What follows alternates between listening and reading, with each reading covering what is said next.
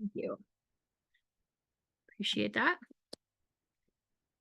Okay, so foundations first, and most of the things here at James Clinic we do in a foundational or pyramid approach. So, as you can see on this pyramid, we don't address, I'm not going to jump to doing testosterone treatment if we haven't covered metabolism, the HPA axis, which is stress and cortisol, and then the thyroids.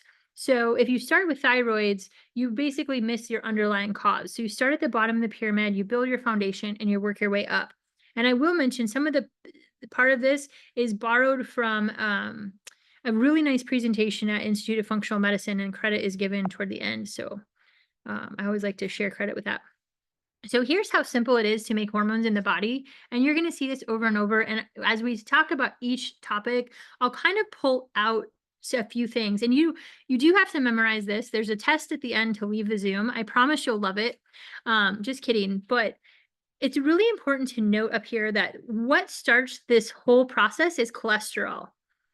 So if you think about how many people in today's society are on cholesterol medications inappropriately, and we zap their cholesterol at the beginning, they don't even have anything to work with as they're working down the steroid production pathway. So that's an important thing I want to pull out. If you're on a statin medication and they're driving your cholesterol and your LDL too low, you probably have complete hormone disruption just based on that. So when you look through here, so cholesterol turns into pregnenolone, which turns into progesterone, which turns into corticosteroids. If you go from progesterone to 17-hydroxyprogesterone, you get cortisol. So we're going to talk a little bit about stress and cortisol steal. As we go this way, we get into the androgen production. So if you know any ladies who have beards, this is where we get into problems. They drift to the top of this algorithm. Then you see male testosterone production here at the bottom. So gentlemen, you are not done with testosterone here. Testosterone actually converts to estradiol, which then converts to estrone and through the different pathways. And we're going to talk about why that's relevant and how hyperestrogen can cause a problem, and also how we deal with that in some of the hormone-related cancers. Here's just another graph, and basically what that states is that you have the HPA axis here, you have the thyroid axis here, and both of those play into those sex hormones. So I think about the brain first, the thyroid second, and the sex hormones third, as I'm thinking about priorities, because again, stress is going to zap everything. And stress can be, you don't like your job, you hate your boss, 14 times a day, your blood sugar pops up and your body thinks you ran away from a lion 14 times a day, or it can be inflammation in the gut because you don't tolerate gluten well and keep eating it. So that stress can be from a number of different places. So over time, and this is a common thing I see, stress reduces thyroid function. So important to keep in mind, and then lowers output of the sex hormones. And there's something I'm not going to get into a lot today called adrenal burnout or adrenal fatigue. So if you live in that high stressed state for a very long time, what can happen is you basically you burn out that stress response. You're in a chronic fight or flight mode, and there's actually different phases of that. We won't get into all of that today. We'll kind of touch on it a little bit. So one of the concepts I want to talk about is cortisol steal, and that ties into this right up front. So if you are a high stress person, you're living that fight or flight mode, whether it be whatever the reason. Again, it can be emotional stress, physical stress, physiologic stress, medical stress. If you are overproducing cortisol, what happens, I think of this as a Plinko machine, like on The Price is Right. Your Plinko coins are going to drop here, here, here, and you are not going to have anything to continue to go on. You're not going to have anything for androstenedione production. It's all going to fall here. So very preferentially. So this is what I call a cortisol steal. So if you think about this like a spider web, if I pull, or rubber band, if I pull on cortisol, it has to pull away from something else. So this is what cortisol steal is, and this is how we get in trouble with hormone issues in the setting of chronic stress. So how do we test for cortisol? This is actually one of my least favorite tests to do. It's very easy to read and interpret, but what you have to do is it's a spit test. It's salivary cortisol. It's a 5-point test, and there's 5 specific time zones. I believe it's midnight to 2 a.m., like a 6 to 8 a.m. upon waking. It's midday. It's like mid-afternoon, and then at bedtime. Well, I guess here are there are different versions of that. So what we want to see is your cortisol should pop up in the morning and then it should drop through the afternoon and evening. So I have some patients that pop up at 3 in the afternoon. So I usually ask, what do you do at 3 o'clock in the afternoon every day? If you're a student going to a workout after school practice, you're probably popping your cortisol up in the afternoons. So that's the most common test. That is what I consider a functional test. If you're the person creating the saliva, it actually is very difficult to do. I've done all these myself. You can also do an early morning cortisol. So some of you, if we're doing blood tests, we'll look at that. That is a very inaccurate test because you may run high all the time. The ACH stim test, this is something we did in the ICU to look for adrenal. They called it adrenal insufficiency, but it's actually adrenal fatigue. So if I give my adrenal glands the stimulation they need to make cortisol and they don't make it, it's in the adrenal glands, not in the pituitary gland. So that helps us sort out where the primary problem comes from. So that kind of concludes the mini course on cortisol. Insulin, and this is such an important hormone. I threw it in here because it can mimic some of the symptoms, especially in women who are hitting that perimenopause phase. If they're not being mindful of their diet, their blood sugar up and downs can mimic hot flashes. So insulin regulates blood sugar. It's what gets sugar into the cells, and it is the real problem in diabetes. Especially in type 2 diabetes. Type 1, they don't make insulin, so that's their problem. In type 2, our cells do not use insulin very effectively. So over time, what happens is our insulin levels start to climb up, so we get that never-ending signal to store. This is where people put on weight. Their cholesterol goes up. They become fatigued because their sugars are going up and down all the time. This is a positive feedback. Stress increases cortisol, which increases insulin resistance, which leads to higher insulin levels. So this is where if you know somebody who may have a perfect diet, may work out every day, but if they're living in stressful conditions, including sleep deprivation, they can put on weight. And this is what happens to medical students and residents in training. This is what happened to me, working 100-hour weeks in an extremely stressful environment for surgery. The story writes itself, basically. So if you yourself are dealing with that and you're living in a stressful environment, we've got to change the environment so we can change the hormonal signals downstream. So symptoms, fatigue and exhaustion. It is absolutely exhausting to have your blood sugar up and down all the time like that. And it creates oxidative stress or free radicals in the body. It can actually cause anxiety and irritability.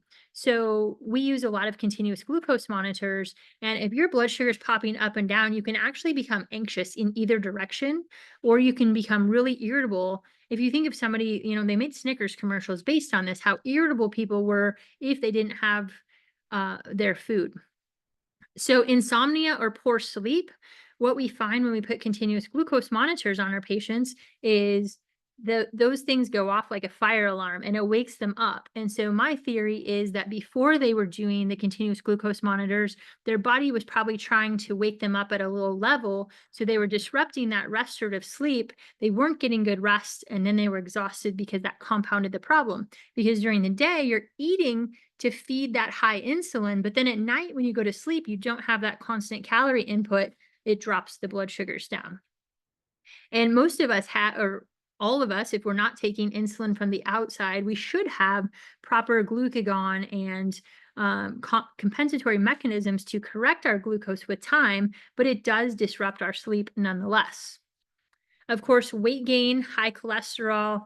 Acanthosis nigricans is a brown discoloration in the creases. So you can see it around the neck, the armpits, and the groin. So that's obviously a sign of a problem going on. So how do we correct this? We're talking about low carb and ketogenic diets. The body can process about 4 teaspoons of sugar a day. The average American between sugar and processed flour eats about 1 pound a day. So we are massively over consuming carbohydrates. So correcting that is one of the first things. There's a book I recommend almost every presentation called Glucose Revolution, which teaches people how to eat without spiking their glucose to really literally turn mountains into molehills and smooth that out.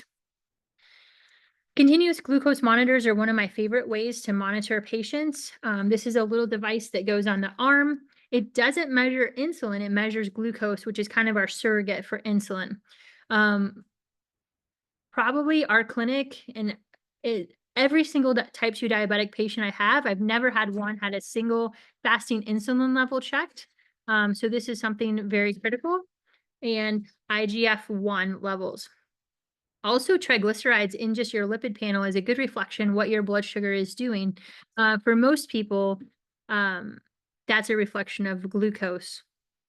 And then the A1C is the average of blood sugar over 3 months.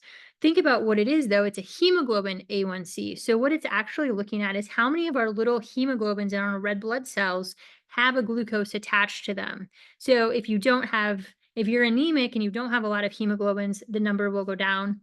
If you're really healthy, your A1C can actually go up because if your red blood cells live longer, that hemoglobin is in circulation longer, has more of a chance to pick up a glucose. So none of these individually are 100% predictive. You have to know the nuances of the tests. And there's a couple of other things that can artificially elevate A1C.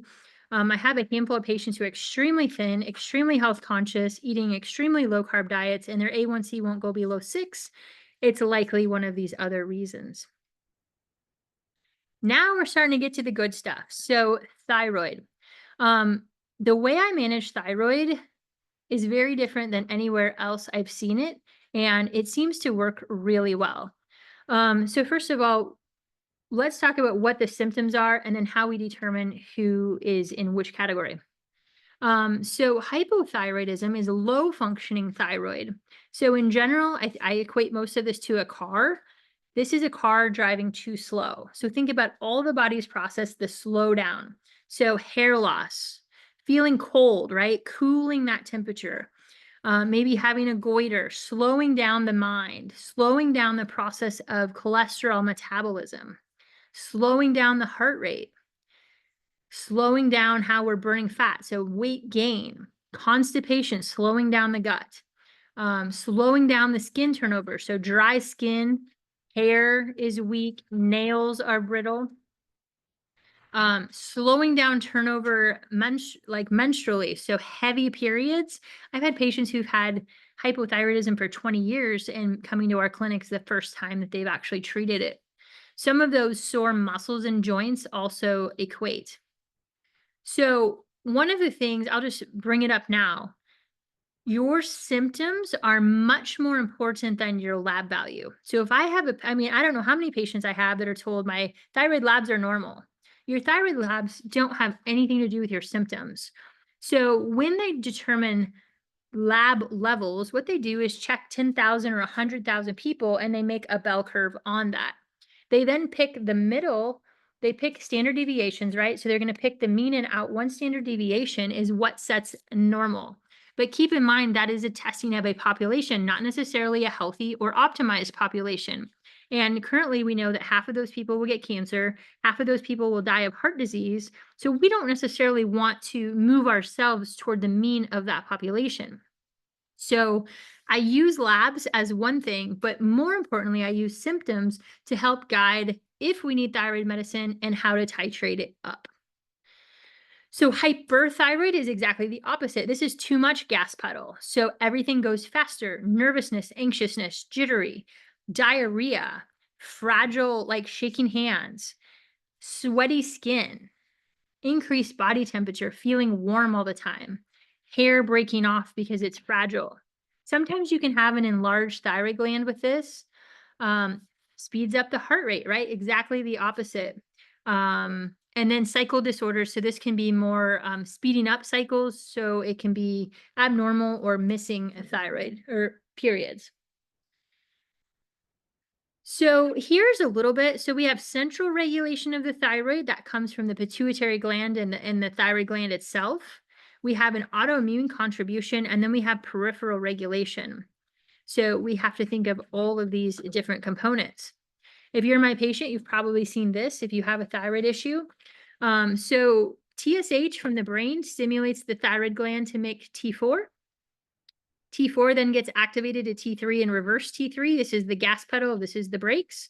And then the cell, exercise is necessary for the cell to actually use it. So all of these things help make thyroid hormone. All of these things contribute to slowing it down. So we have to look at the balance of both of them. And again, very few patients come into my office with a reverse T3 or even a free T3. So important to know this. I kind of think of thyroid as a three-legged stool. You've got anatomical issues, you have functional issues, which is what we're focused on, and then autoimmune issues.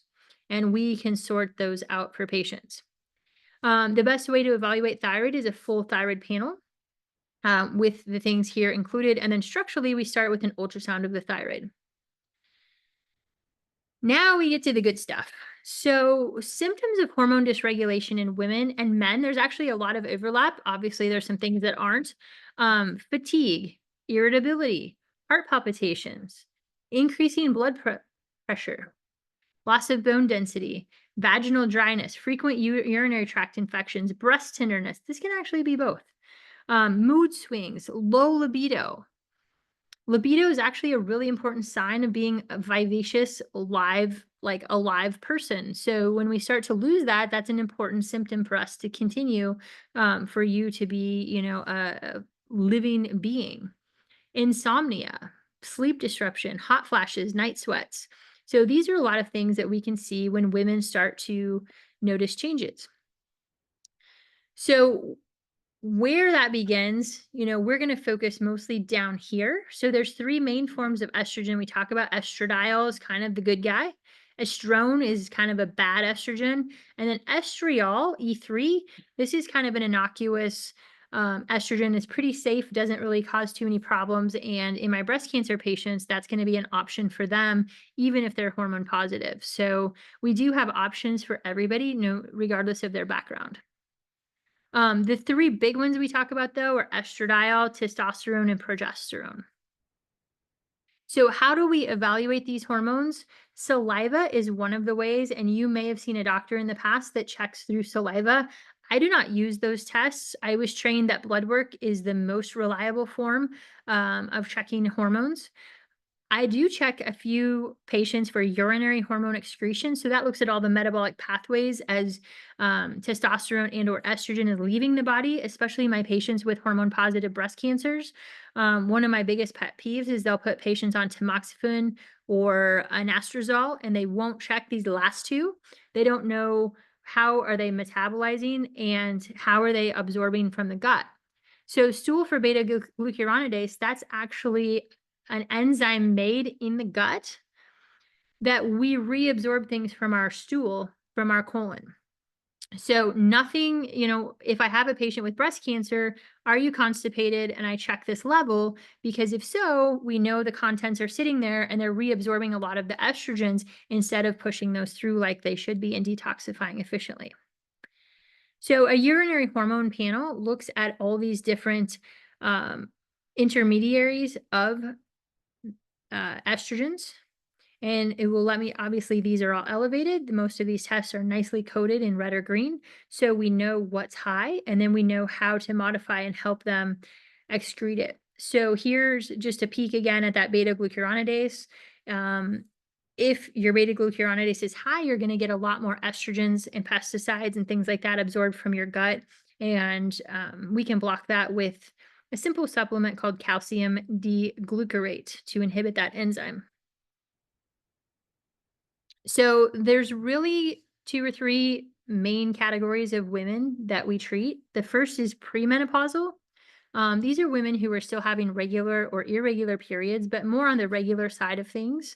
This can be during childbearing years or kind of as you get to start to approach the perimenopausal phase, where you've got estrogen swinging up and down. So you're cycling, you're having mood swings, breast tenderness. You know something's happening and changing throughout the month, but you don't necessarily know where.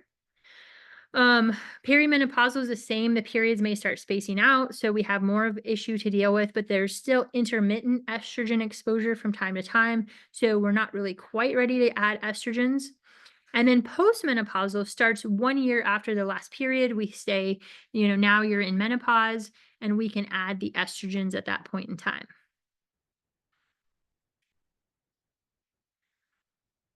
So we treat in our office. There's a variety of ways to treat with women in this category.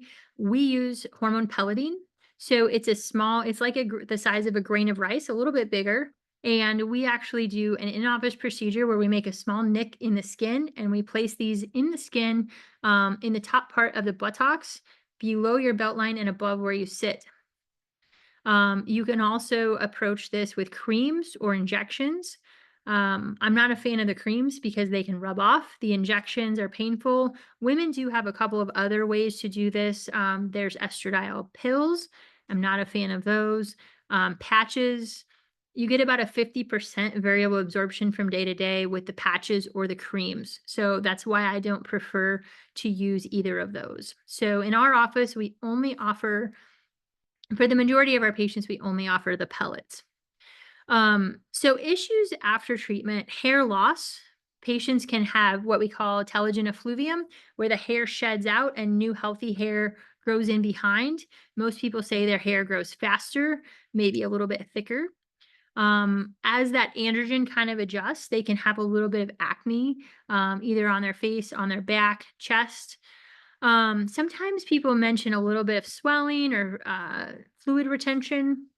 Some people feel a little bit of masculinization. So I say hair grows faster no matter where it is. So where you want it may be good, where you don't may not be so great.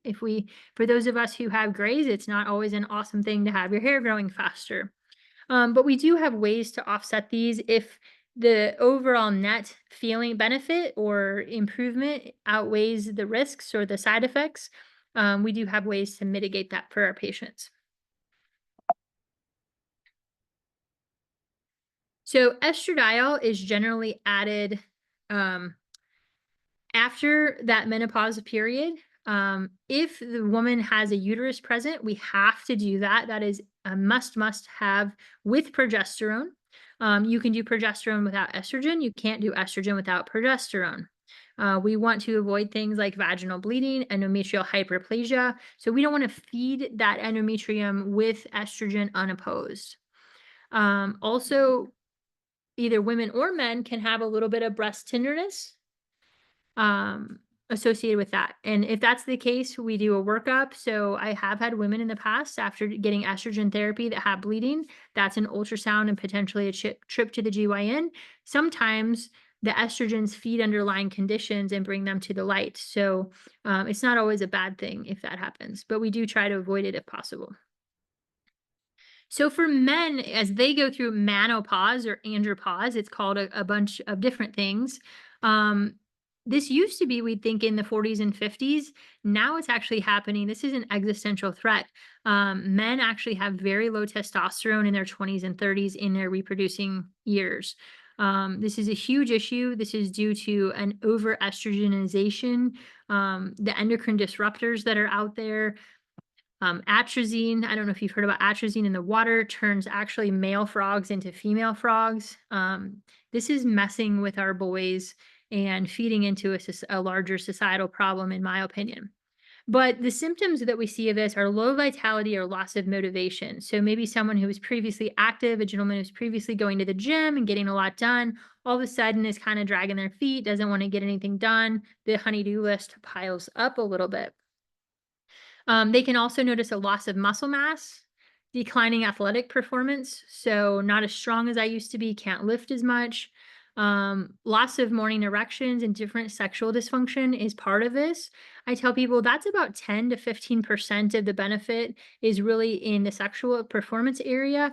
Most of what you're going to get benefit wise is mood and stamina, mental energy, just a feeling of well-being. So depressed mood. So if you are somebody who, needs to seek this out, there are many reasons that men are looking for replacement therapy.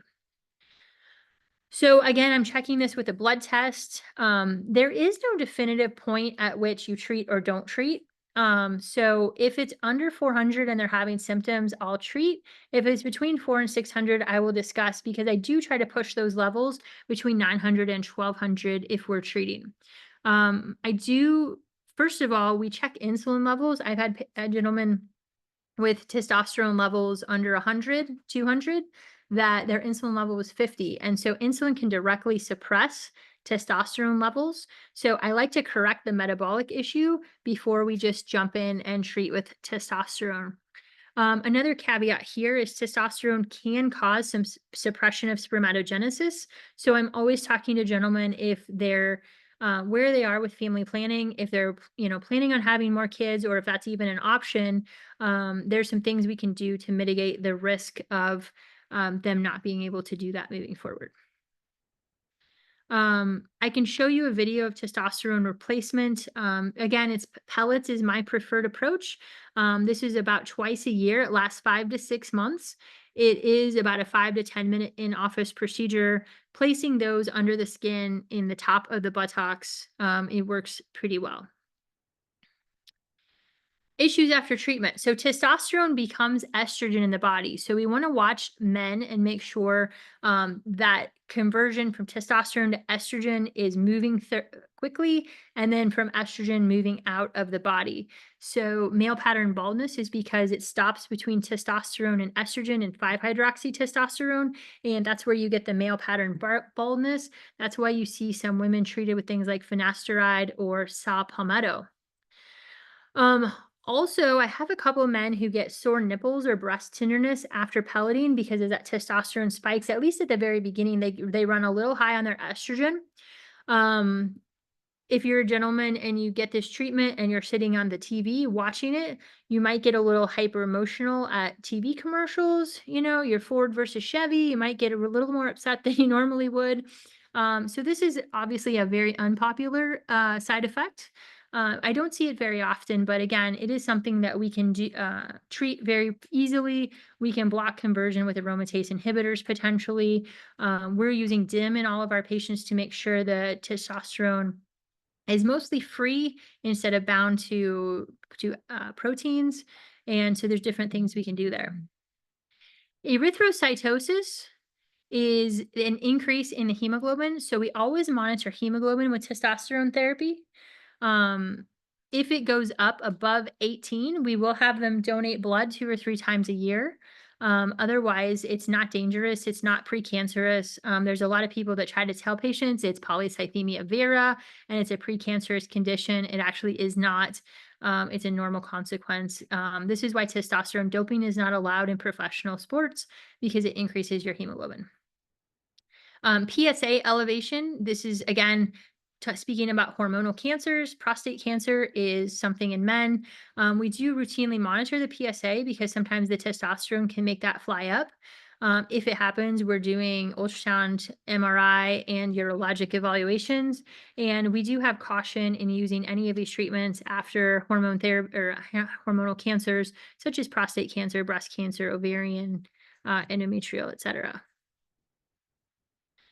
So why is this such a complicated issue? This is why. And Michael Chapman, again, I took a couple of these slides and lists from his talk, IFM hormone testing.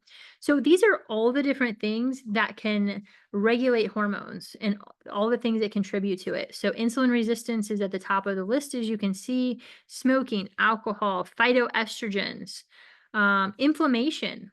So anything that impairs just the body's optimal performance, and anything that can clog up the liver also. If we look back at that original, we've got all of our CYP cytochrome P450 systems here. We can see where that comes into it. We can see the SNPs that affect how things are metabolized, and all the different impacts on that. So you can see testosterone, again, for men is going to aromatize. Here's where they can get hung up in dihydroxytestosterone. This is the finasteride is the 5-alpha inhibitors. So this is that male pattern baldness that you can see here. We want them going this way to estradiol, to estrone, and out the body. So for, hang on. Yeah. So as we metabolize estradiol to estrone, we want this, the 2-hydroxy pathway is actually the safest pathway. We want all of our estrogen metabolized that way. We don't want it to go down the 4-hydroxy or 16-hydroxyestrone pathways because those can be carcinogenic. So those are free radical or those are inner metabolites of estrogen that are problematic, and we want to minimize those. So we use a supplement called DIM. DIM shifts things to the safer metabolism and also increases, most testosterone is bound to protein, albumin, sex hormone binding globulin. So we want more of that testosterone circulating freely, so it helps the pellets work better and it helps them metabolize more safely. So we do use that. For our patients who are having symptoms of estrogen deprivation or menopause, we do have a couple of solutions for that. Estrovera is a rhubarb-based supplement that's pretty good at managing hot flashes. Evening primrose oil is kind of your classic omega-3 that can help. We want to make sure that the blood sugar is okay. So I'll put a CGM on to make sure it's not a blood sugar issue causing the symptoms. And if we did prescription, this isn't what I'm a fan of, but I do have patients come on Effexor or venlafaxine that control that as well. I will stop here. I have plenty of questions that have accumulated, but I'm happy to take questions. So that was a lot to go through, and I think I should have some panelists here. I don't know where they are. Sully would definitely like to be a panelist, though, apparently. Okay. Katie, do you want to come on? Are you on screen here? I am. Cool. There she is. What do we have for questions? Yes. So I've answered a couple in the chat, but there was one that I think would be very helpful for you to go over Okay. in person. And the question is, it's a two-part question. It's in treating exhaustion and depression, what special considerations do you keep in mind when the new patient is a female around 70? Okay. So anytime I'm dealing with, is that written here? Yep. Okay. So exhaustion and depression. So the first thing I want to know is, are they sleeping well? And do they wake up rested and get exhausted through the day, or do they wake up exhausted? So that kind of tells me, is it I'm good and then I burn out versus I'm always burned out? So that kind of helps narrow that down. Depression is really a symptom associated with mitochondrial dysfunction. So it's just figuring out where that is. Um, and when they're around 70, obviously hormones are at play, but I need more history, right? Do we have a history of joint pain and tick bites? Do we have a history of miscarriages and cancer where we're thinking of SNPs and genetic things? Or is this just a straightforward menopause issue and we're having some of the genital urinary symptoms? So, again, this only gives me 2 or 3 data points in the question. So I would dig more into those just to see like what bucket comes to the surface that we're primarily dealing with. Yep. Absolutely. The next question is, what is an acceptable cholesterol level? Ha ha ha. That is a good question. Um, so I'm gonna say all of the above.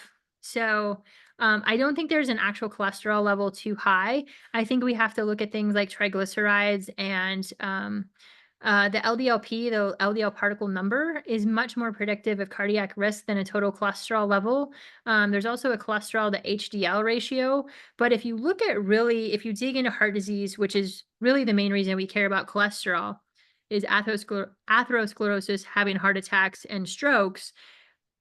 Look at what the underlying cause of that is. And for most people, it's going to be endovascular issues. It's going to be blood sugar issues, inflammation. So your patients with autoimmune conditions and uncontrolled inflammation, untreated infections, bad dental work, they're actually at much higher risk than people with a cholesterol of 300. So I don't get too excited about cholesterol levels. Yeah, absolutely. There's lots of communication about not sleeping. Is there any tips that you can give to have people have a good night's sleep? Um, yes. I know, There's loaded question. That might be its own webinar. Actually, I maybe that know. needs to be our I next know. one. So good sleep hygiene is where it starts. And that's things like don't be on your screens after 6 o'clock, which we all are guilty of right now, but also I'm probably guilty of this all the time. So blue blocker glasses, being mindful of your caffeine intake is going to be important. Do you take time out of the day to rest, relax, meditate, let your brain go into that alpha, beta, theta waves where it's calm and relaxed. So there are things you can do at night. There's something called a muse. That's a device that you actually put on your head and it teaches you how to meditate if you don't know how. If you're worried about doing it wrong, just try to basically block out your mind. I really like thinking that praying is me talking to God and meditating is me waiting for the answer. So you try to be quiet and listen. So that's going to be important. A lot of things that keep people up at night are going to be having to get up to urinate or go to the bath, like diarrhea. So we want to try to control those symptoms too. We want a comfortable bed, a good pillow. We want to block out the light. We want to turn down the temperature of the room. And then anything you can do to increase heart rate variability throughout the day is also going to be helpful. So infrared saunas, cold plunges, things like that. One of the things I'm super into right now is looking at if what we are doing is causing people not to sleep. And I have one specific patient in mind that may or may not be here. When you start adding methylfolate, they can actually get, as the brain adjusts to those folate levels, they can actually get hyperexcitability and a relative GABA deficiency. So it's really important to start low and go slow as we're adding new things, and kind of an interesting thing to keep in mind. Yeah. Wonderful answer, by the way. I think you hit all of those. I hit the Definitely. big ones anyway. Yeah. Yeah, absolutely. The next one is, what if you have symptoms of both hyper and hypothyroid? Okay. So that's a good question because I do have a lot of people who have anxiety or heart palpitations, but their hair's falling out, they're gaining weight. So what I do is I balance those out. So one of the analogies I use a lot is a car. So if you're sitting in your car, your gas pedal is your T3, your brakes is your reverse T3. Okay. So I'll take their lab values and say, like, hey, you have no gas pedal and your brakes are slammed on. Well, guess what? Your car has to go whether you have enough gas from your engine or not. So if you don't have enough gas, that car is going to get towed from the outside or pushed from the outside. That is adrenaline. So I really try to break it down. I look at labs and I look at those symptoms and see maybe the patient just has heart palpitations because their magnesium's low or because they have Epstein-Barr. So we sort those out and see what the labs show and go from there. But overwhelmingly, the majority of patients, unless they have Graves' disease, are hypothyroid. So I would say 90% or more of our patients. Okay. The next one is, does hormone dysregulation play into being a root cause of Hashimoto's or vice versa? So I'm going to say no, and I'm sure that someone will prove me wrong. But all in all, anytime you're dealing with an autoimmune condition, you're thinking about more of a leaky gut and you're thinking of an immune activation. So molecular mimicry, things are getting through your gut into your bloodstream that are causing you to make antibodies. So if I'm thinking autoimmune, I'm thinking more get the gut healed up, get gluten out, and those kind of things as opposed to the hormone dysregulation. But the Hashimoto's can cause hypothyroid, which can then snowball, right? Hmm, Yeah. absolutely. Oh, somebody wants to know how you spell the muse. The device MUSE. MUSE. I will type it so that everybody else has it as well. Yeah. Thank you. Okay.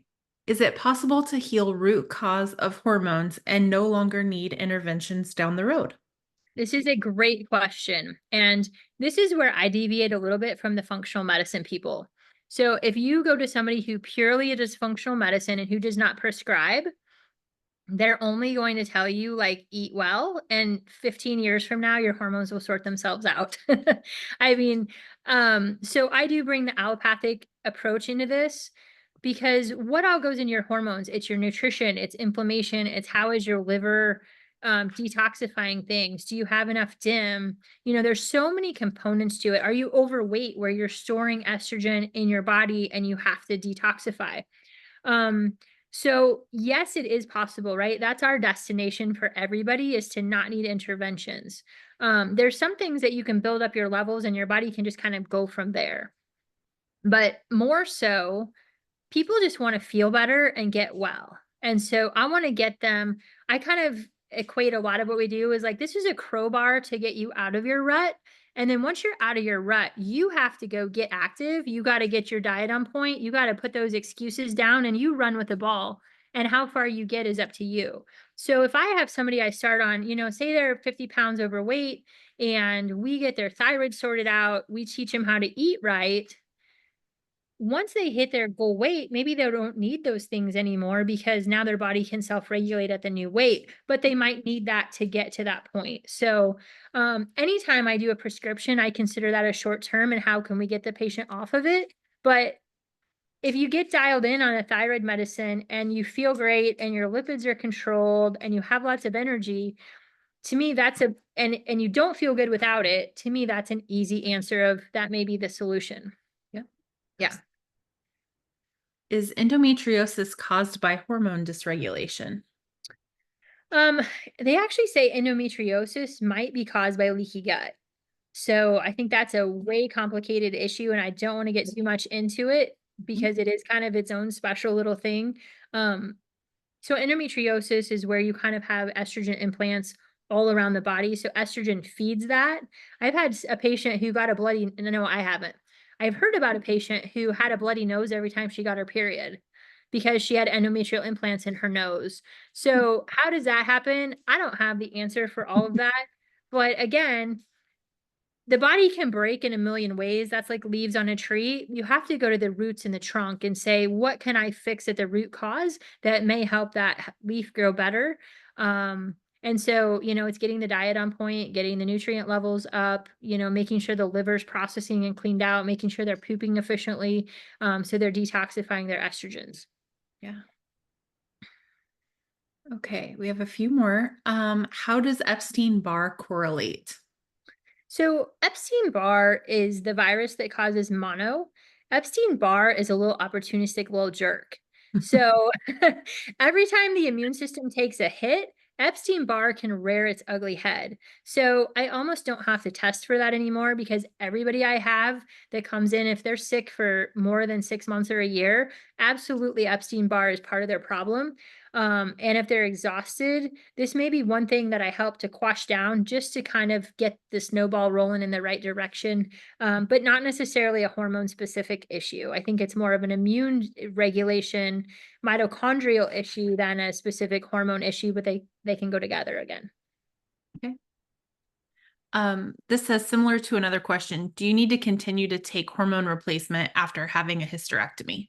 Yeah, I get this question a lot. Like, is this, and I tell people, I don't ever commit you to a life sentence. Okay. Like, never. So, what I tell people is and they ask me this before they've even started it. Right. So, I'm like, well, let's see how you feel on it because you may take it for a week and feel terrible. And so then, no, you're going to be off of it in a week. With hormone replacement, I say, hey, if you notice that you feel better enough that you want to keep doing it, we'll keep doing it. If you don't notice that kind of benefit, because some people don't, I would say the majority of people do, men and women, but some don't. And I had one patient who we did testosterone, the PSA went up and didn't feel better. And I'm like, well, we're not doing that again. So it's not a perfect science and you don't have to take it forever. On the flip side, when I was doing my training, there was a 92-year-old gentleman who was a retired physician that was still coming and getting his testosterone. So again, it's just, does it feel good to you? Is it something that's helping you do better? It is one of the anti-aging hacks. And I think there was all this, I don't want to use the word misinformation, all of this misunderstanding about hormones because you throw in the synthetics and the bioidenticals and people didn't know what's what. And so they put all these together in, like they think it's called the nurses study is one of the big ones. And said, hey, hormones are bad for women. They can only be on it 5 years. It can only be the first 5 years after their period. And so there was all this misunderstanding. They did the same thing with men and testosterone. They did a study looking at testosterone replacement, and they said men who got testosterone had higher risk of cardiac events. Well, there's one urologist, if you listen to him, they mixed up the data. So actually, the people who got testosterone had a lower episode of cardiac events. Go figure that they messed up the data in the published study. So everybody read the paper. Only about 10% of people read the retraction, where they said, "Oops, we got it totally backwards. Bad on us." Um, so it's important to know that too, that we are using bioidentical hormones. Um, that's they're derived from yams. They are not FDA approved. The ingredients are FDA approved. The products are not, because it would be too expensive. If the company we got our pellets through went for FDA approval, they would be like $1 million per procedure. You wouldn't be able to afford it. So that's a question we get a lot too. Are the pellets FDA approved? The ingredients are, the actual product is not. So Wonderful. yeah. Couple questions about how often you should test to see if you're on track, or is it by symptoms, and how do Yeah, you test? great question. So if we're newly going to start somebody on hormone therapy, we're going to get baseline labs before, and then if we're doing pellets, we're going to do 4 to 6 weeks after. So at 4 weeks, we'll check in, and if you're feeling amazing, we'll do it at 6 weeks. If at 4 weeks somebody tells me like, I don't feel that great, we'll check them early, because we might need to boost the dose. I just had a lady who I did. So she's 40-ish, young female, and kind of in that fatigued, just kind of not a lot of oomph. I did her pellets, and we got her labs back after that, because I said we can do the pellets, just no problem.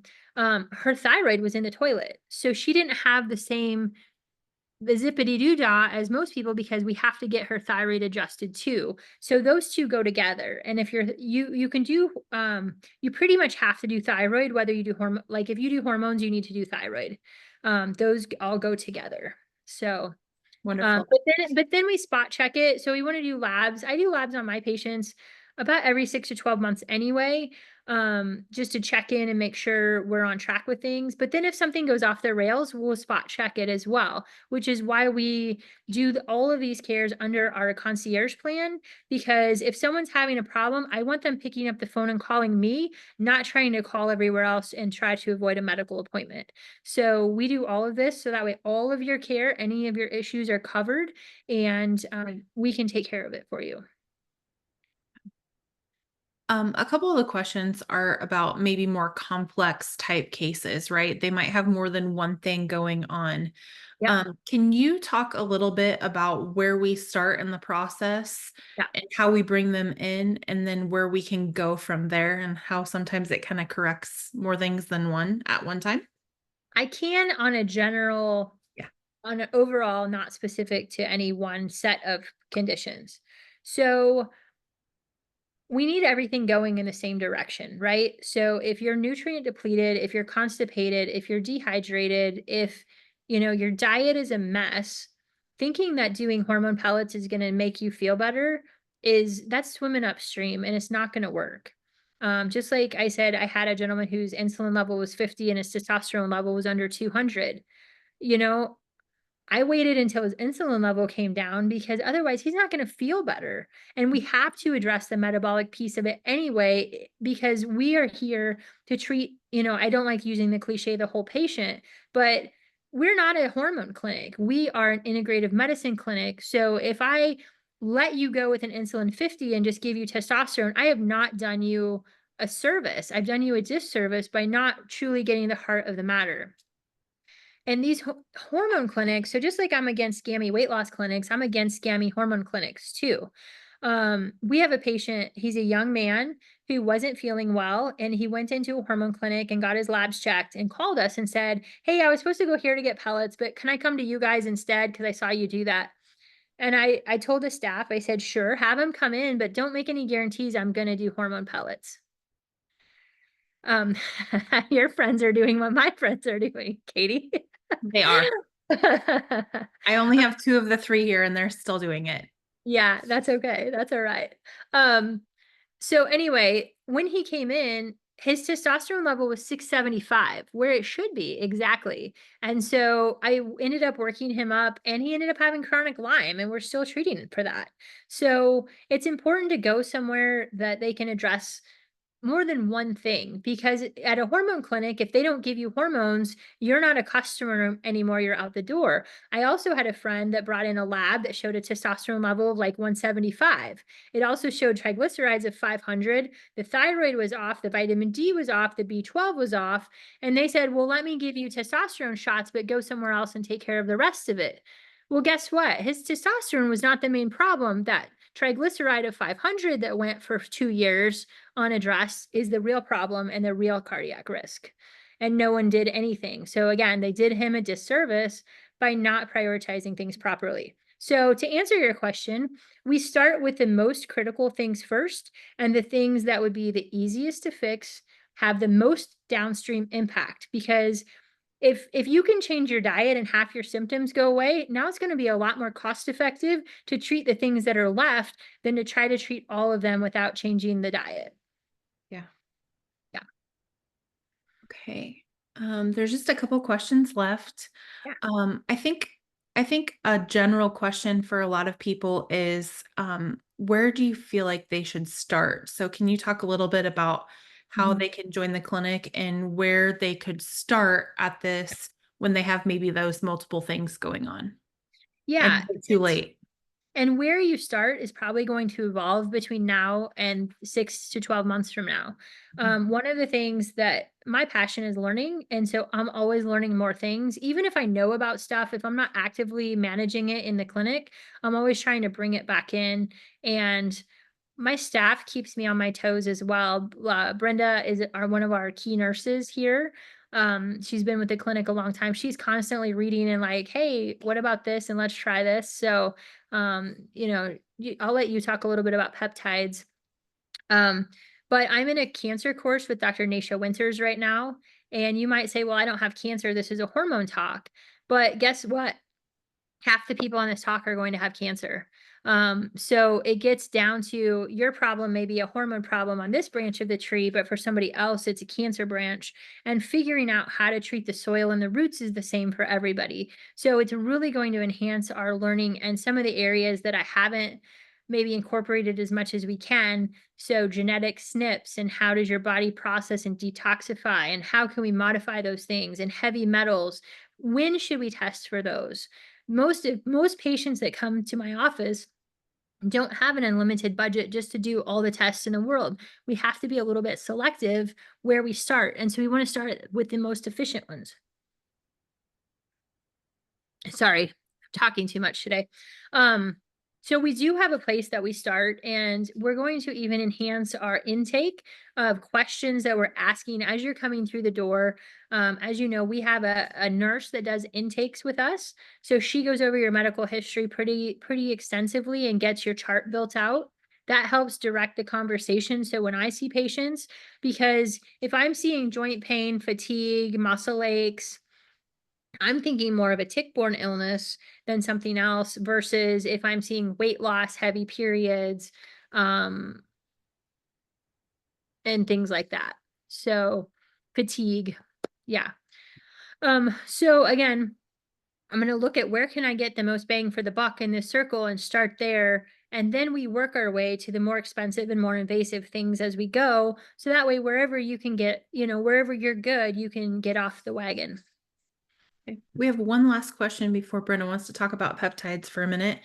Um, and I have to read this one because I love it. I can verify. It says, I have been a squirrel trying all kinds of supplements over 3 years to address my symptoms. Should I cut off all of them for a certain time before getting a baseline? Yeah.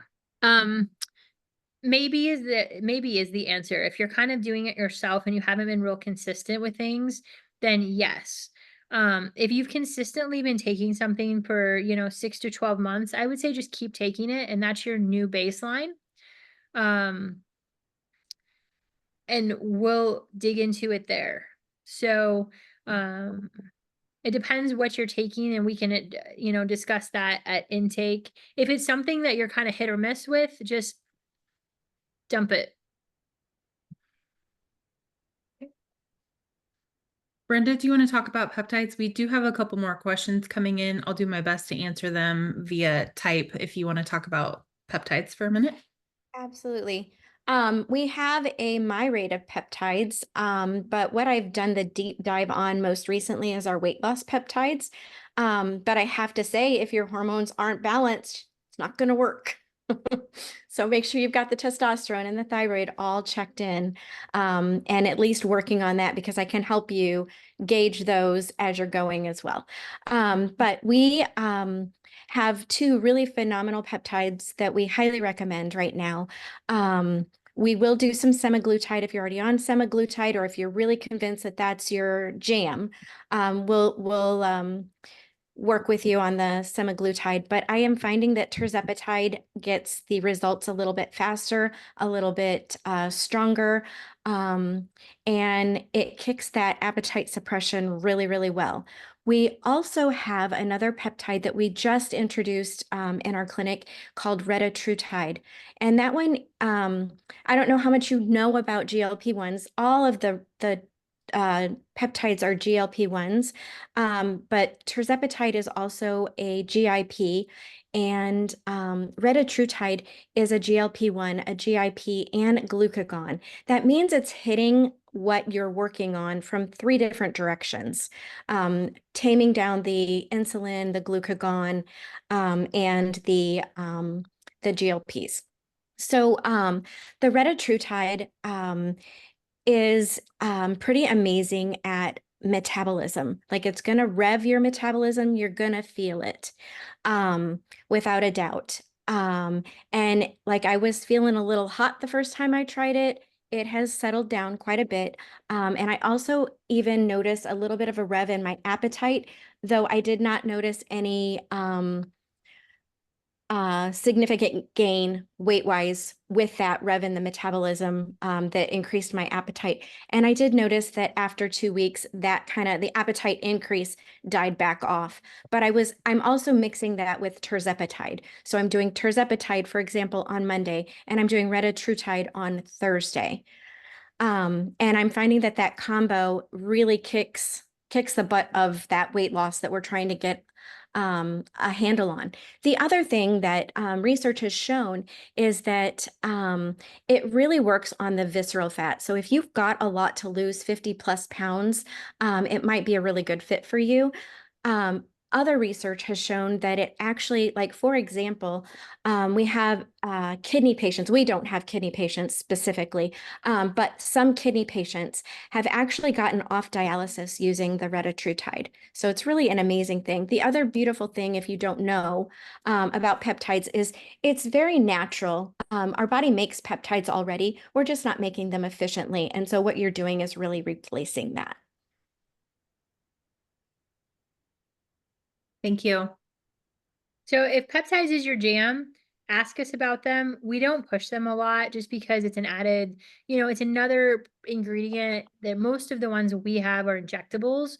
They're little tiny insulin needles. But if you're curious and want to integrate peptides into, we have, I think, three different ones that are for energy and help the heart work better. And a lot of the COVID issues can be addressed with those. So thanks, Brenda. That was a great review. Yes, Yeah. thank you so much. Dr. James, we have one last question, and I want you to speak on this one specifically in case people have other illnesses or things that they have been diagnosed with in the past that maybe you can touch on. This person is asking if we have experience with patients that have cerebral palsy specifically. I just would love your intake on just health in general. Yeah, so we get lots of calls and questions. Do you have experience with XYZ? And the staff probably feels like I'm a broken record because I always tell them we treat patients, not conditions. So if you're coming to us, again, your symptom or your issue is a branch. It is not the root cause, right? And what happens is if you go to another office and they award you the jersey for team diabetes, your subconscious of your brain takes you down the road of what you think diabetes looks like. So, amputated feet and being obese and sedentary and eating a bad diet, whatever the inside quiet part of your brain thinks that is, it takes you down that road, whether you want them to or not. So, we're very careful with labels. Obviously, people have actual diagnoses, so this isn't to dismiss that, but it's just to say we don't just slap labels on, and everybody, we get to the root cause. And when you really look at most integrative docs, and this is where we're like getting better and better all the time, is understanding cellular energy production, because that is where everything happens. So with cancer, they took a healthy nucleus and put it in a cancer, like if you think of an egg and the yolk, they took the yolk out of a healthy cell and put it in a cancerous egg white, and it became cancer. If they took the nucleus of a cancer cell and put it in a healthy egg white, it became healthy. So it's what's happening inside your cells, and we have to remember this is what you eat and what nutrients you have and what toxins you're exposed to. So really getting back to that is going to be important. And then whatever labels there are, whatever underlying conditions that you have, you may be born with, those may be there, but we can optimize everybody everywhere. So, cancer patients that are coming in, I just use that because that's like the most in my face example. Cancer patients come in with treatments that are dependent on these things, like a vitamin D level being adequate or an insulin level being appropriate. They're not even tested. So just because you have CP, in all of your history, you probably haven't had a good thorough lab panel or the things to see where we can optimize you. So yes, we can help everybody. We may not be able to completely rid you, or especially if it's a genetic condition, we may optimize, but we can still help everybody. Yeah. Yeah. Okay, I think we have one last question and then we'll try to wrap. Brenda, I think this one might be for you. It says, are GLP-1 safe to take, and is digestive paralyzation a side effect? No worries. Yes, this is easily addressed. Absolutely, GLP-1s are safe to take. I wouldn't do that if they weren't. And honestly, if you look closely at tirzepatide, the benefits outweigh any risks, and the risks are super minimal. Paralyzation is usually a problem if it's not being addressed early on. We've had some patients who came from other clinics who were told, hey, no, that nausea and vomiting, that's not related to your GLP-1. Just, hush up and keep taking your meds. And that's inappropriate care. Yes, potentially, especially with semaglutide, there is some nausea, there is some vomiting. And sometimes it can take up to 3 weeks to get past that, even at a really, really low dose. We don't think that's appropriate care. We would try something different or inject in a different location. There's a lot of tips and tricks that we can do. The other big important thing is you're not going to get to a paralyzation point with us, because every month there is a check-in with your nurse so that we know you're pooping, you're not nauseous, and you're not vomiting every day. Yeah. We're going to keep it simple, but we're going to keep it safe. There Yeah. are And people, I'm sorry, one more thing. There yep. are people using tirzepatide long-term because it is neurodegenerative safe. It's actually effective to help with neurodegenerative diseases.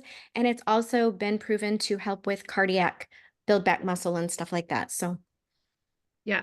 And this is again where those scammy weight loss clinics, they'll ship you the shots every month. They don't track, they don't follow, they don't do any of those things. That is where our patients who are in part of our concierge plan, I know it's a different approach or different structure for some people. That's where we get to know our patients. So when they call us, we know exactly who they are. We know what their spouse looks like. We know how old their kids are, if they have a dog or 4. We know the whole story. And so we can really individualize the care. And that's what we enjoy doing. So I did want to talk about that. If you heard something tonight that resonates with you, you'd like to get started with us. If you're not already started, I see a lot of familiar names on the list. And I would encourage you, this will be posted to YouTube after we're done. So if you know somebody who has questions about hormones, I think over 1,000 people saw our last one. Maybe it's more now. And this is a huge source of information that people can't get everywhere. But if you want to get started with us, basically that's an initial consult series with me or Michelle's our nurse practitioner in Michigan. Sarah is our PA in the Wildwood office. They're all very astute with these issues. We do case reviews. We really do have a very cohesive approach to how we do that, led by, I've been doing this now for almost 10 years in this arena and treating patients for 20 or so. It's getting up there. So we have just decades of experience on our team between our nursing staff and clinicians. So you can get started. It's $14.90 to be my patient for the first 4 consults. It's $9.90 to start with them. Again, that's basically your first couple months of care to really get you in, get your testing, get you going. Lots of questions in that period. So you have our entire staff that can help support you, get you going. By the end of that couple months in those 4 visits, you should have a pretty good idea what we're looking at. If we need to be sequential with our testing, you kind of know what comes next. If we've knocked it all out in the first round, you should have a pretty good idea where you stand and what our treatment plan is. Obviously that evolves over time. So to continue with us, it's $199 a month.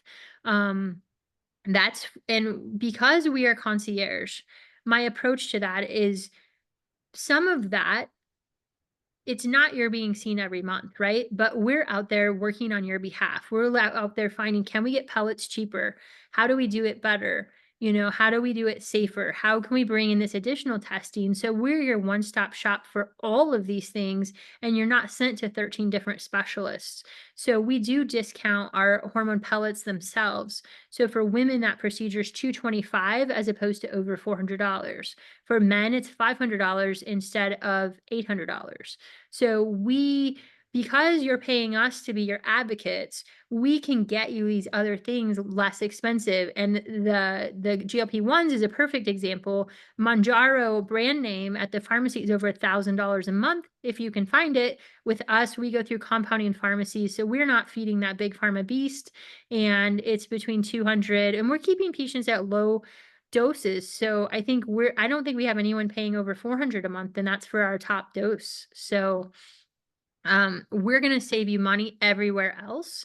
So you're going to get your medical visits, your initial evaluation. You're going to get your 3 or 4 follow-ups routinely every year with your additional labs, plus any sick visits, any emergent things, any things that pop up in between, med refills, this, that, hey, I'm having headaches. Oh, my blood pressure's high, or whatever it is. As you feel better, things evolve and we'll be there for you. So it works great. We have the best team. I've never worked with so many amazing people in my life. I'm very blessed, and you're blessed if you're one of our patients to have all of them. So we thank you very much. And I think on that, we will close out.